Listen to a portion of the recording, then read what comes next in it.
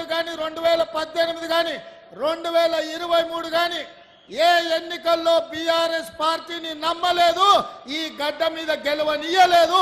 BRS ను గడిచిన 3 ఎన్నికల్లో 100 మీటర్ల గోతి తీసి పాతి పెట్టిన జిల్లా ఏదైనా ఉందంటే ఉమ్మడి ఖమ్మం జిల్లా. ఈ జిల్లాలో ఉన్న చైతన్యం బీఆర్ఎస్ ను బొంద పెట్టించింది.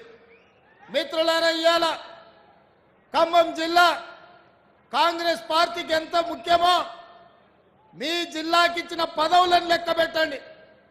9 మంది ఎమ్మెల్యేలు ఉంటే ఇవాళ బట్టి విక్రమార్క గారు ఉప ముఖ్యమంత్రి అయినరు, పొంగులేటి శ్రీనివాసరెడ్డి గారు రెవెన్యూ శాఖ, హౌసింగ్ శాఖ, ప్రచార శాఖ మంత్రి అయినరు, తుమ్మల నాగేశ్వరరావు గారు అత్యంత కీలకమైన వ్యవసాయ శాఖకు మంత్రి అయినరు. అంతెందుకు, మొన్న 2 రాజ్యసభ సీట్లుంటే 2 ఒకటి కేంద్ర మాజీ మంత్రివర్యులు శ్రీమతి రేణుకా చౌదరి గారికి కాంగ్రెస్ పార్టీ సోనియమ్మ టికెట్ ఇచ్చి మీ ఖమ్మం జిల్లాకు కాంగ్రెస్ లో ప్రత్యేక ఉంది అని నిరూపించారు. అదే కాదు, మన్మోహన్ సింగ్ గారు ప్రధానమంత్రిగా ఉన్నప్పుడు, సోనియా గాంధీ గారు యూపీఏ చైర్పర్సన్ ఉన్నప్పుడు ఇటు పక్కన రేణుకా చౌదరి గారిని, ఈ పక్కన మహబూబాబాద్ పార్లమెంట్ సభ్యుడు బలరాం నాయకుడు ఒక లంబాడ బిడ్డను కేంద్ర మంత్రుల్ని ఈ జిల్లా నుంచే ఆనాడు 2 చేయడం జరిగింది. ఇవాళ ఇందిరమ్మ ఇండ్లు తెలంగాణ పేదలకు దేవాలయాలు.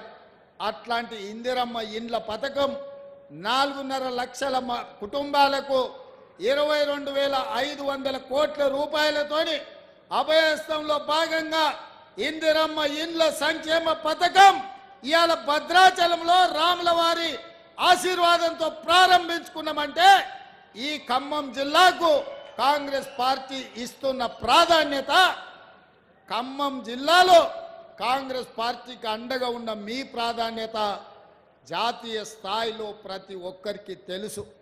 అందుకే మిత్రులారా, ఈ ప్రజా దీవెన సభ జరగబోయే పార్లమెంట్ ఎన్నికల్లో 4 టికెట్లు ప్రకటిస్తే అందులో బలరాం నాయక్ గారి టికెట్ను సోనియా గాంధీ గారు, మల్లికార్జున్ ఖర్గే గారు, రాహుల్ గాంధీ గారు, ప్రియాంక గాంధీ గారు ఆమోదించి మీ మహబూబాబాద్ పార్లమెంటు టికెట్ని దేశంలోనే 39 టికెట్లు ప్రకటిస్తే మహబూబాబాద్ పార్లమెంటు టికెట్ను కూడా ప్రకటించడం జరిగింది అనంటే ఈ ప్రాంతం పట్ల, ఈ కార్యకర్తల పట్ల బట్టి గారి పర్యవేక్షణలో మీ అభిమాన నాయకుడు పొంగులేటి శ్రీనివాసరెడ్డి గారి నేతృత్వంలో 1,50,000 మెజార్టీతోని మహబూబాబాద్ పార్లమెంటు సీటు గెలవబోతుంది. గెలిపించడానికి మీరందరూ కార్యకర్తలు సంసిద్ధులై మొన్న శాసనసభ ఎన్నికల్లో ఎట్లయితే కృషి చేసిండ్రో రేపు పార్లమెంట్ ఎన్నికల్లో కూడా అట్లనే ప్రతి ఇంటికి పోవాలి, ప్రతి తలుపు తట్టాలి, ప్రతి గుండెకు చేరాలి, సోనియమ్మ సందేశాన్ని చెప్పాలి. ఇందిరమ్మ రాజ్యంలో వచ్చిన 48 గంటల్లోనే ప్రారంభించిన బస్సు పొన్నం ప్రభాకర్ గారి నేతృత్వంలో ఆర్టీసీ బస్సుల్లో ఇప్పటికీ 90 రోజుల్లో 24 కోట్ల ఆడబిడ్డలు బస్సుల్లో ఉచితంగా ప్రయాణం చేసి ఇవాళ తెలంగాణ నలుమూలల ఎక్కడికి పోయినా, భద్రాద్రి రాములవారి దగ్గరికి పోయినా, యాదగిరిగుట్ట లక్ష్మీ నరసింహస్వామి దగ్గరికి పోయినా, సమ్మక్క సార్లమ్మ సీతక్క నియోజకవర్గం ములుగు పోయినా ఆడబిడ్డలు ఉచితంగా ప్రయాణం చేసింది.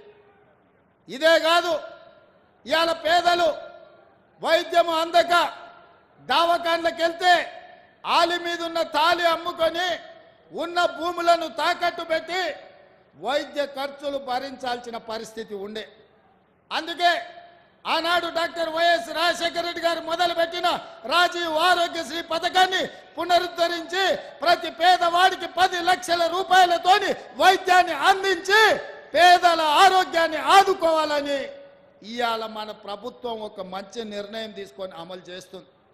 ఇవేనా ఇంకా ఆడబిడ్డలకు ఆనాడు కట్టెల పొయ్యితో కన్నీళ్లతో ఆ పొగ ఊపిరితిత్తులకు పోయి క్యాన్సర్ వచ్చి ఆడబిడ్డలు చచ్చిపోతుంటే సోనియమ్మ ఆలోచన చేసి దీపం పథకం ద్వారా ఆడబిడ్డలకు గ్యాస్ పొయ్యి సిలిండర్ ఇచ్చింది. ఆ ఎల్ల పేదలకు అందుబాటులో ఉండడానికి 400 రూపాయలకే సోనియమ్మ సిలిండర్ ఇచ్చింది. కానీ రాష్ట్రంలో కేసీఆర్, కేంద్రంలో నరేంద్ర మోడీ వచ్చి 400 రూపాయలు ఉన్న సిలిండర్ని 1200 రూపాయలకు పెంచి ఆడబిడ్డల సొమ్ము దోచుకొని పాపానికి ఒడిగడుతుంటే ఈ పాపాల భైరవులను శిక్షించడానికి ఆడబిడ్డలను ఆదుకోవడానికి సోనియమ్మ 6 గ్యారెంటీలలో భాగంగా తెలంగాణ ఆడబిడ్డలకు మాట ఇచ్చింది. ఇందిరమ్మ రాజ్యం ఏర్పడి కాంగ్రెస్ ప్రభుత్వంలో 500 రూపాయలకే మీకు సిలిండర్ ఇస్తామని, మొన్నటికి మొన్న చేవెళ్లలో 500 రూపాయలకే పేదవాళ్ళకి ఇంటి దగ్గర సిలిండర్ ఇచ్చే సంక్షేమ పథకాన్ని అమలు చేసి ఇవాళ ఆడబిడ్డల కన్నీళ్లు తీర్చే పని మన ప్రభుత్వం చేస్తుంది. పెద్ద ఎత్తున ఈ పథకాన్ని అమలు చేస్తున్నందుకు కార్యకర్తలందరూ కూడా చప్పట్లతోని కేసీఆర్ గుండెలు బలగొట్టాలి.